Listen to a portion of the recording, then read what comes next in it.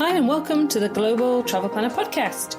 I'm your host, Tracy Collins, who with my expert guests takes you on a journey to destinations around the globe, providing itinerary ideas, practical tips and more to help you plan your next travel adventure. Hi and welcome to episode 5 of the Global Travel Planner Podcast. My guest this week is travel blogger and content creator Tess Moone, who has recently returned to Australia from a 4-month trip to Japan and Europe with husband Dane. Discover how Tess planned, packed and budgeted for a trip, plus her tips and advice for longer-term travel. I began by asking Tess to introduce herself and tell us a little bit about her background before going on to chat in more detail about her recent trip. Hi everyone, I'm Tess and you'll usually find me in Perth, Western Australia. Almost a year ago now, I actually left behind a decade career in corporate finance and became a full-time travel blogger and content creator. So it's kind of crazy to me that we're almost up to 1 year since I left behind my 9 to 5. So these days, my two main platforms are my blog, tesssomewhere.com, where I share mostly Australian travel guides, and also on Instagram, where I'm sharing what I'm up to across the world. Oh, fantastic. And we met last year, Tess, in November at a TBEX travel conference, didn't we, in Phuket? We sure did. I had actually, my last day of work was at the end of October. So I, 2 weeks later, found myself on a plane to Phuket, not knowing what I was getting myself into. It was really scary, but it was also one of the most rewarding things I've done, only 2 weeks after leaving behind my corporate career. So glad to have met you when I did. It felt like kind of like a sign almost.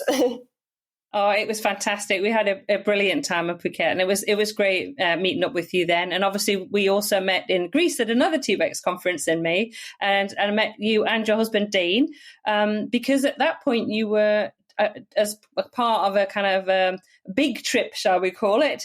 You were also at the TBEX conference in Greece. So let's talk a little bit about your epic trip. I'm really interested in it because I'm about to kind of embark on my own epic trip with my husband for part of the time, for about 5 months away.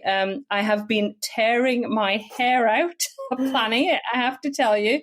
So you are the perfect person to talk to about how you planned your trip, and how you found it now that you're back. So I thought let's talk about the different places that you went for. So give us an overview, Tess, of your trip. Alrighty. So we started off our 4-month bucket list adventure with a month in Japan, which was not my first trip to Japan. I'd actually been to Japan 4 times before, but always for the snow. So there was about a period of 5 years where almost every year, my husband and I and a bunch of friends went to Japan for the snow. But it's always been on my bucket list to go back to Japan for spring and see the cherry blossoms. So we decided before heading to Europe, why don't we spend a month in Japan, and timed our visit with the start of the cherry blossom season. So we had a month in Japan, which was just incredible. Like even now, it's still one of the highlights of the trip, the whole month, which is also not enough time for Japan, even if it's your 5th trip.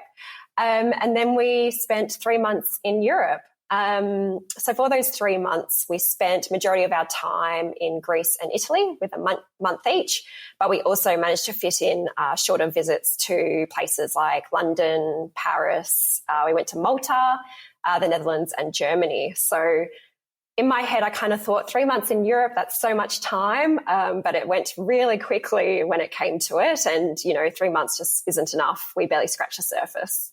Oh, it's amazing. And I remember actually it was crazy considering the size of Europe that I was in London at the Tower of London, I think just after you or just before you, because you sent me a message and I think I just left. Yes. So crazily, we just missed each other. It's like I'm following you around the world. Well, I don't know, because I'm going to Japan in October. So we're starting our epic trip with Japan as well. So you went with your husband? Yes, so my husband, Dane, and I. So Dane was just taking leave from his work. He'd somehow built up enough leave for a 4-month trip. Oh, that's brilliant. That's absolutely brilliant. So obviously you had 4 months. So what were the highlights? Because I want to talk a little bit in more detail about some of the places that you went to, but what were the absolute highlights? Obviously you've mentioned Japan, but what else were the places that really stuck out for you? So we did a lot of reflection on this when we started to think about coming home. It was our last week in Germany, and Dane and I said to each other, gosh, everyone's going to ask us when we get home, what are the highlights? And we really had to sit and reflect, because 4 months of nonstop travel, that's a lot of, experiences and memories. But we both reflected, there's kind of two key highlights. So one of them was in Japan, for me personally, obviously seeing the cherry blossoms. We managed to get into Tokyo just in time for peak cherry blossom season. And it honestly felt like a dream come true, seeing that for my own eyes. And it was beyond beautiful, better than I could have imagined.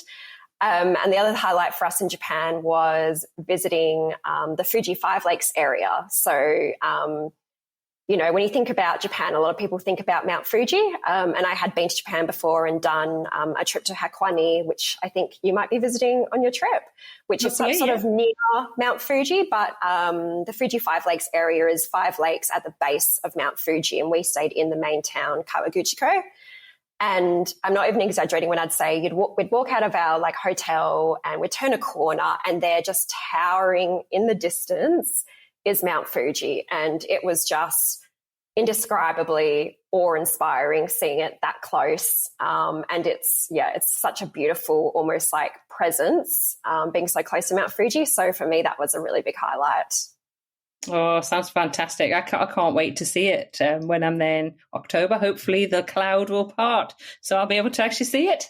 Hopefully. I do think the best time is usually sort of like around winter to early spring. So I'm hoping you get to see it. It might be a bit hiding away though, it depends. But then the other highlight for us was a bit of and I'm not going to use the phrase hidden gem, because we know in this world of social media and the internet, there's no hidden gems, but maybe an unsurprising gem was the island of Kefalonia off the Ionian coast in Greece. So we actually went from the Peloponnese mainland, where I'd just seen you, Tracy. We caught a 3-hour ferry to Kefalonia, which people kind of describe it as maybe like what Mykonos was like 10, 15 years ago. It's really undeveloped. There's not really any big beach clubs or resorts. And it's really just mostly the tourists are kind of Brits that go for the summer and, want to have a beach holiday. But for me as an Australian, even meeting people in Kefalonia, like the locals working there, they were shocked when they heard we're from Australia, because not many Australians get to Kefalonia. But what I loved about Kefalonia was, number one, it wasn't that developed, and so it still retained a lot of its natural charm. I loved, I come from Australia, and I always say, we've got the best beaches in the world. I go to Thailand, I go to other places, and I'm never really that impressed by the beaches. But the water in Kefalonia was out of this world. It was the most turquoise, azure blues I've ever seen in my life. It was so crystal clear. It was just stunning. And so the day that really stands out to me was when fellow travel bloggers Bridget and Jake from Nothing Familiar happened to just be in Kefalonia at the same time by a random coincidence. And so we hired a boat, a self-drive boat together, and we kind of just hopped around the island to all these little bays and cove that you can't get to on foot. So they were just, pristine areas, unfrequented by anyone else except those that had a boat. And it was just such an awesome day out. So that will stay with me for a very long time.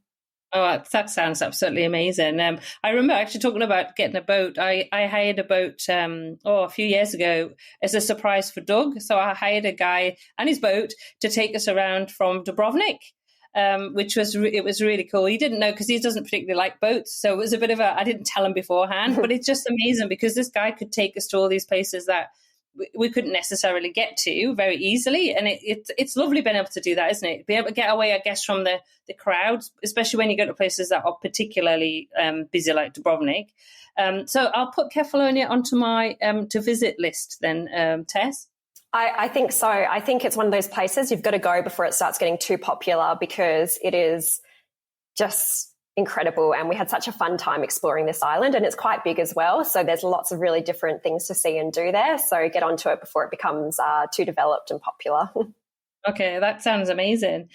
So let's ask a little bit about kind of your motivation for deciding to do these kind of 4 months extended travel. What was the kind of thinking when you decided to take the plunge, become a full-time travel blogger, and then kind of take your 4-month trip? Yeah, I guess my priorities have changed a lot in recent years. And I guess a bit of context is both my husband and I, Dane, we've worked really, really hard over the last, decade since we left university. We went straight out of university into full-time jobs where, up until a year ago, we both still were. So we'd both been with our companies that we started as graduates with for almost a decade. And we'd worked really hard, really pursued the corporate careers. And then it was really COVID when we had to stop and pause and reflect that I realized for me personally, like something was missing. And I kept trying to, do different roles at work or get that next promotion, thinking it was going to fulfill something in me, and it really didn't. And when I started my blog, I never even imagined it would be something I could do full time and leave my corporate job for. That seemed really surreal to me, and it still kind of does sometimes. But, that's life. So fast forward, I started my blog in 2019, and then 2022, I quit my job to do that full time. And when I had originally discussed leaving my corporate job with Dane, I really had said to him, I think we should take this time in our lives now when, we don't have children, we're really flexible in terms of, we can pack up and leave, and take this time to actually do a bigger trip. And he was on board with it. I think for him, he was always not as excited for me about the prospect of traveling kind of full time. When we started talking about timing, I said, 12 months, and he said 3 months. So obviously I'm not a very good negotiator because we ended up at 4 months somehow. But he still really loves his job and his workplace. So, I had to respect for him, even though I'm quitting my job and keen to pack up and go traveling, it's, you've got to think about the other half of the relationship as well. Yeah, absolutely. So we decided, now's the time. And that's kind of what led to it all, I guess. But, it didn't happen overnight. Even what you were saying about planning a 5-month trip is so stressful. And I just want to preface with, this whole conversation with like full-time travel is so much more difficult than I had realized. And it is a lot of work, but, it's worth it for those experiences that you get. Oh, absolutely. And I was going to ask you actually, because I've just sat for the last few days for hours and hours planning the trip. And so we're going, I'll give you a kind of brief, we're going to Japan, South Korea, Vietnam, Cambodia, into Thailand, but just for a few days, and then flying back to the UK because I've got my UK travel planning website. So we try to go back and do kind of work around that. So we'll be spending time in London before Christmas, which is my favorite time to go. But I have to say, and then India, I think I'm going to India in February. That's also on the cards. But it's just the logistics of it. So how did you get your head around it, and what resources did you use to help you plan, Tess? So the main resources I use when I'm planning trips, I guess when I'm more in an inspiration phase, I do rely a lot on Instagram. I'm a travel content creator, so I have a really big community of, other travelers that I follow. So I get a lot of sort of the inspiration and ideas of places that, kind of look like the place I'd like to explore from Instagram. But when it comes to actually more the planning and the logistics, I'm a blogger. And so other people's blogs are my go-to for those resources. I do really think that getting, someone that's been on the ground, has done those experiences, particularly, once you find sort of bloggers that you really, trust and have authority on the topic, I think they're one of the best resources for planning those trips. So for us, I guess 4 months, 3 months in Europe, we kind of almost didn't know where to start, but we kind of started getting a few things locked in the schedule that we know we needed to do. So for example, I knew I was going to go to Greece for the TBEX conference in May. And then we knew we needed to be in Puglia in the south of Italy at the end of June. So I guess from there, I started to think about, how long might we spend in each of those countries? What are the key kind of places we'd like to see? Because I had sort of some non-negotiables, particularly around Italy. Like I knew I really wanted to go to Cinque Terre. I knew I really wanted to do, the kind of the big cities like Rome. So from there, we really just kind of worked our way out. Yeah. So you kind of filled in the gaps. But I will also say when we left Perth in March with our one-way flight to Tokyo, at that point in time, I only had the first month of Japan kind of booked in and the last month of our Europe trip in July booked in. We had not booked majority of our stuff for May and June, and I was low-key freaking out because I'm usually a very big planner and I'm always organised. And with this trip, it just wasn't possible. It didn't help that we were also selling our house and packing our life into storage before we left. So that kind of meant I had less time to do those things. But, it was towards the back end of our month in Japan when I was like, Dane, we've got to stop spending all day, every day out exploring. We need to kind of lock in some travel plans, particularly because I knew it was looking like it was going to be a busy few months in Europe in terms of, peak season seems to be, extending into June and even May, whereas it used to just be July, August. They were really busy. So it's hard work. It was crazy busy because I went back I was back for 3 months going back. I went to, I think the first week in April, second week of April, and I could not believe how busy London was in April. It was really exceptionally busy. And then I was over in Paris in June, and Paris is always busy over the summer, but it was far busier than I've ever seen it. So travel is back absolutely with abundance. And it felt like at one point everybody was in London or everybody was in Paris. It just, everywhere you went, there was just so many people. So you did really well to actually manage to book things and get all of that, the kind of experiences that you wanted. But did that go okay? You managed to get hotels and accommodation fairly easily, or?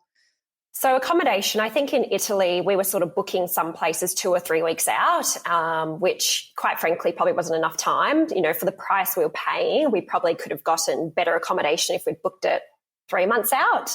So, these things really add up, particularly accommodation in Italy. It was so expensive. Like even traveling, in June, it's not truly peak season, but it was very expensive.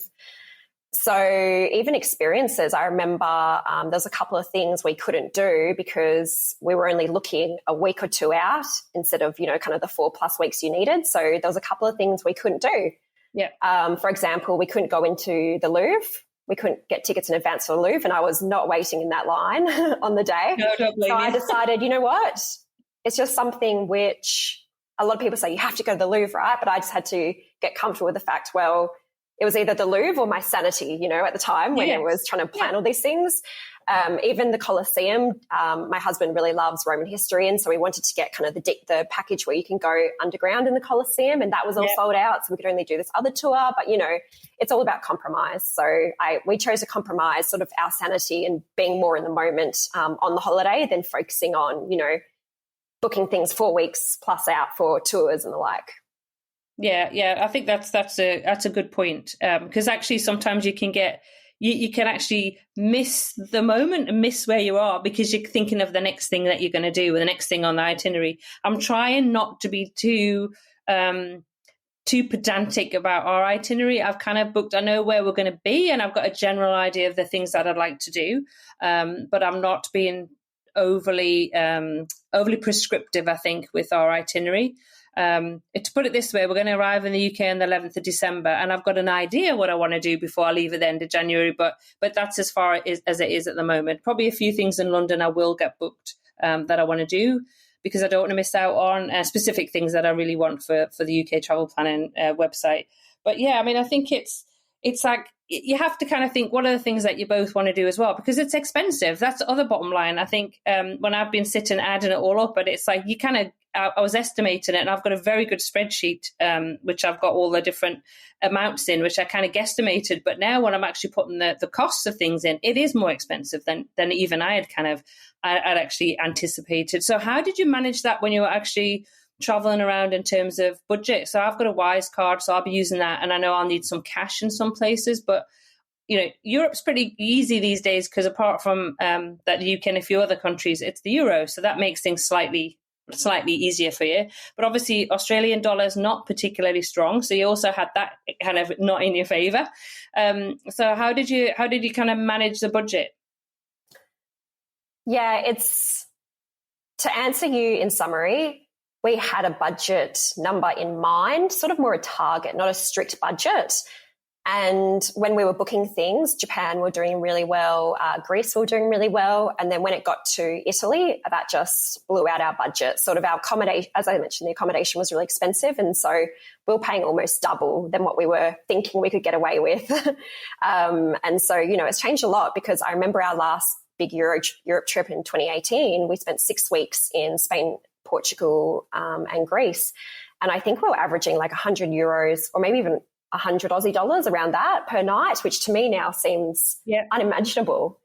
So quite frankly, I guess it was lucky that we were in the fortunate position where we went, okay, what we thought we'd be able to book accommodation for in Italy, we're going to have to just blow that budget out. But it wasn't at the point where we had to make sacrifices and choose not to do certain things because, we were prioritizing this trip as really that bucket list adventure where we were going to do these things that we've been wanting to do for a long time. I will say though, when we travel, we don't spend a lot of money on shopping, in terms of, buying goods, particularly because we were backpacking, so we couldn't buy a lot of stuff to carry with us. And we also don't take a lot of organized tours. Sort of a priority for us is eating. So we love eating and drinking. So majority of our spend wasn't really on things like tours, organized tours. It was more eating and drinking our way around Italy. Well, that sounds like fun. Yeah.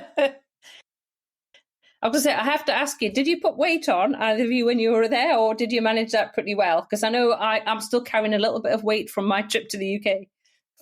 Oh, yeah, definitely. I was eating pasta at least once, if not twice a day in Italy, and we did that for a month. So that's got to go somewhere. Oh, absolutely. I think the one thing that you do when you're traveling, though, is that you full-time is you're walking all the time. So I'm always kind of conscious of that. I'm already thinking in terms of building up my fitness a bit more before I go in October, because I know I'm going to be doing probably 20,000, 25,000 steps a day. Whereas at the moment, I'm sat on my bottom recording podcasts and writing blog posts. So it's slightly, less, probably maybe 2,000 steps a day. So it's kind of conscious as well about making sure that you're kind of fit enough to be able to handle it, really. Absolutely. The last time we were in Europe in 2018, we were both under the age of 30. We're now 31 and 33 respectively. And quite frankly, what used to be we'd leave the hotel at 8 a.m. and get back at 10 or 11 p.m. at night. We found for this trip that we couldn't do that. And we'd walk 20,000 steps and it would be, we're in Rome and it was 35 degrees and we'd done over 20,000 steps. And we're exhausted. Physically exhausted. So it takes a lot out of your body, particularly in, I think, summer. I was like, again, confident, I'm from Australia, I'm used to the heat. But I feel like the heat in Europe really hits differently, particularly because there's a lot more humidity. And even if it was 30 degrees, it felt so much warmer. So you really just have to kind of understand you have limits and really think long term when you're traveling, for a longer period of time about, well, if I push myself really hard every day for a week, I might not be able to do something I want to do in 2 weeks' time or, whatever the case may be. So we really had to really learn to, I guess, find some balance when traveling full time. I think that's a really good point as well. I'm going to ask you about your packing. So I am aiming, this is my target, to travel far lighter when I do this trip than I normally do, because I find I get very stressed when I have too many bags, a bag that's too heavy for me to carry. I'm slightly older than you are. I'm 50, so I don't really want to be carrying a backpack for a too extended period of time. So I'm definitely cutting down. I've found these compression bags the best thing since sliced bread. I'm in New Zealand for a month with a very small bag, and I put lots of stuff in the compression bags. So how did you, because we're going to be in our trip experiencing different weather conditions, as in we're going to have obviously it's going to be pretty cold in Japan and it's going to be very cold in the UK, probably in Scotland as well. It will be cold December, January, but we're going to be Vietnam, Cambodia when it's going to be warm in November. So how did you kind of manage the packing? Did you have different seasons to consider as well, or how did you go, and what did you take with you? All right. So as I mentioned before, we took backpacks, which we weren't backpacking. We're not staying in hostels. We weren't doing carry-on only. We'd check in our backpacks for the plane, but we did have everything on our backs, which definitely has its pros and cons. I'm still mixed emotions whether I would do it again for such a long trip because, it does get quite exhausting after a while. But I guess to go back to kind of your original question, we did definitely have to deal with changing seasons. So going to Japan, we kind of got there the end of March, start of April. So even though it was spring, it was still quite cool. And then from there, we were going to London at the end of April, which was still cool as well. And even, in May and even in June in Italy, there was still periods of rain. So we really had to deal with, mixed weather. And so what my kind of philosophy was, particularly because we were backpacking and had to carry it all with us, was buy a few choice items, such as, for example, a rain jacket. I bought one from Kmart, which is, for those that might not be aware, sort of a discount, retailer. Yeah. That, like Target, Kmart, Big W, kind of that level of quality. But, it's good products, just cheaper, and, they get the job done. Yeah. And so I bought a rain jacket from Kmart, which I think cost me $25, was quite stylish. And I bought that with the no emotion attached to it if I needed to leave it behind somewhere, which I did. I finally ditched that rain jacket in June in Italy. And I think the next day it rained. So there you go. That's timing for you. But I also bought, some sweaters and jumpers that, again, I think were from Target or Kmart, so they didn't cost a lot. And I left a lot of those behind in Japan, because I thought 3 months of Europe, I'm ready for my summer. And so I left a lot of my warm clothes behind. So not taking clothes I had a lot of emotional attachment to, so I'd be prepared to leave them behind. We also sent a package home from London back to Perth. And that was 3 or 4 kilos worth of stuff that we'd bought in Japan, because we'd bought like a sake set and a few like books and other souvenirs, and we shipped that home. But that cost us £100, so almost 200 Aussie dollars. So it was it was worth it, because that was 3 or 4 kilos we didn't have to carry on our backs. But it was expensive exercise to do. So quite frankly, we had to prioritize and make sacrifices. But, it was worth it. We met some Aussie girls in Cinque Terre, and one of the girls was saying how she's packed a 30-kilo suitcase and she can't even lift it down, up or down the stairs. And they had another 6 weeks ahead of them in Europe, and they were going to the Amalfi Coast, and I just thought, oh, girls, you guys are in trouble. Oh, I'll tell you what, she'll have wanted to ditch that. I can guarantee that, because that's a lot to be carrying around. I mean, in my late 30s, we backpacked around Europe a couple of times by train, took our daughter, I think she was about 10 or 11 at the time, and we did the backpacks. And I remember the second year that I did it, I think Doug ended up carrying it for most of the trip. And he was like, you're not doing a backpack again. But I think as well, when you've got a heavy bag like that you've got to kind of struggle to get into destinations, whether that's in the middle of London and getting onto the tube with a suitcase like that, whether that's going somewhere, like the Amalfi Coast, it's going to be a pain. You're going to find it a pain. And also you're going to have that, and you're probably going to have a backpack or a bag with you. So the more things that you have to carry, I find the more stressed I get. It's because I'm like, oh, how many bags is it I've got? And you've got your jacket. So I think just having the backpack is the best way forward. I'm probably going to go for a small wheelie bag, and I've got a small pack safe bag, and that'll probably be it. Yeah. And I think it also kind of just makes you strict, that you just have to be strict. You can't go out and buy a huge amount of stuff. But I really love that tip, Tess, about taking clothes that you're not attached to. That's really clever. That's a really good idea. I'm definitely going to be taking a lot of leggings, because, I'm not particularly attached to them, but they're so comfortable traveling. Yeah, absolutely. And I think just, go in with a mindset that sometimes you're going to be like, oh, I wish I had, nicer clothes. Like for me, particularly because I'm in a lot of my photos that I share on Instagram, and I went, oh my goodness, I'm wearing the same old thing. And I got so sick of it. But what was the flip side? The flexibility of when we could just go up the train station stairs while there's this huge queue of people waiting to use the one lift, because they've got these bulky suitcases, seeing people that couldn't even lift up their own suitcases. Like, it's just, for us, it was worth it. But yeah, in the future, I would be more interested in looking at kind of one of those hybrid options, which is, a backpack, which you can also wheel. I have one of those. Oh, good. We met some people that some Aussies that were using those, and they really liked it. So for me, I think that might be a better kind of hybrid choice in the future. So that's what I've got, one of those, and I used that actually when I flew out to Greece, and I used that in Greece and found that really, really good as well. And because it can, the wheels, because I used to have one years ago, which wasn't particularly comfortable. The wheels used to dig in on your back, but now they're so good. So the wheels kind of fit round, so they're really comfortable to carry.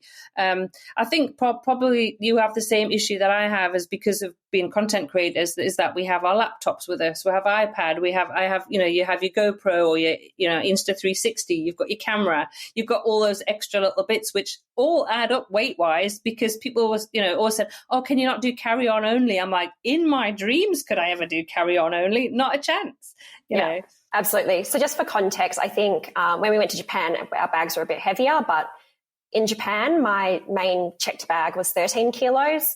By the time we were to Europe, it was 11 kilos. So that was my main bag. And then I also had my camera bag as my carry-on, and that was probably around 7 or 8 kilos.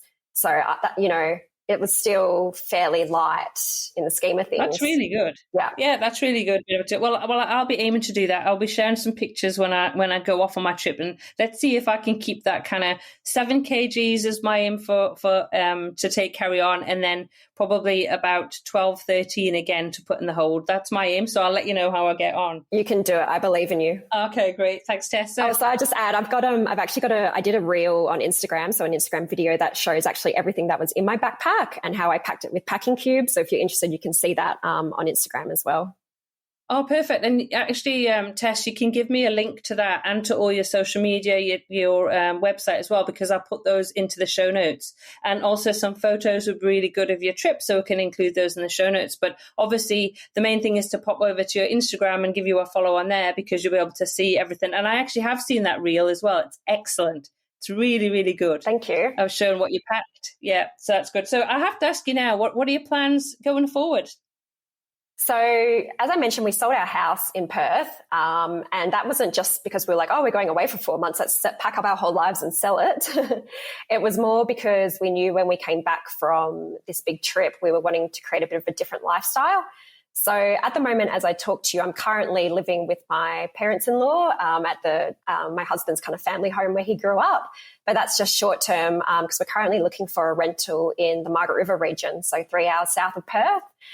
Which is really exciting because the kind of vision or plan now is to have a bit of a sea change or tree change and kind of live a bit more of a rural lifestyle, a bit more immersed in nature, away from the big city.